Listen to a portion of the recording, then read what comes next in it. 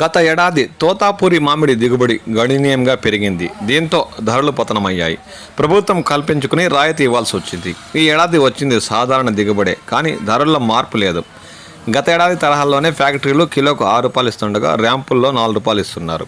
ఇలా ఏటా మామిడి రైతులు ఏదో రకంగా ఇబ్బందులు తప్పడం లేదు. తోతాపూరి రకం మామిడి సాగు చేసే రైతులు ఏటా ఆటుపోట్ల మధ్య కొట్టుమిట్టాడుతున్నారు. ఈ ఏడాది ప్రతికూల వాతావరణంలో తొలి దశలో పూత రాళ్ళగా మలి దశలో గాలివానకు కాయలు రాలిపోయాయి. ఇది దిగుబడిపై ప్రభావం చూపింది. ఫలితం ఎకరాకు 4 నుంచి 5 టన్నుల కాయలే వచ్చాయి. మరోవైపు పెట్టుబడి వ్యయం పెరిగింది. ఈ క్రమంలో మద్దతు ధర కిలోకి ₹12 నుంచి ₹16 వరకు నిర్ణయించాలన్నదే రైతుల డిమాండ్.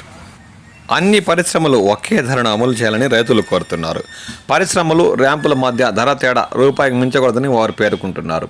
తోతాపూరికి ₹16 మద్దతు ధర ఇవ్వాలని వారు కోరుతూ సోమవారం చిత్తూరు కలెక్టరేట్లో రైతులు ఆందోళన చేశారు. మరోవైపు మామిడి సీజన్ మొదలైనా ఇంకా మద్దతు ధర ప్రకటించలేదని వారు వాపోతున్నారు. చిత్తూరు కలెక్టర్ సుమిత్ కుమార్ పలుమార్లు ఫ్యాక్టరీల ప్రతినిధులతో సమావేశమై ₹7 తక్కువ కాకుండా ధర చెల్లించాలని సూచించారు. కానీ 1-2 తప్ప మిగిలినవన్నీ ₹6 మాత్రమే ఇస్తున్నాయని రైతులు పేర్కొంటున్నారు. అలాగని గేట్లకు బోర్డులు పెట్టేశాయని వారు అంటున్నారు.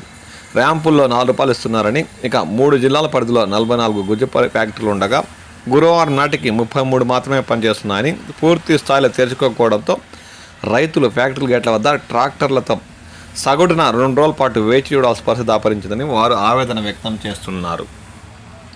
గత ఏడాది ఎకరాకు 5 నుంచి 6 టన్నుల తోతాపూరి కాయలు వచ్చాయి.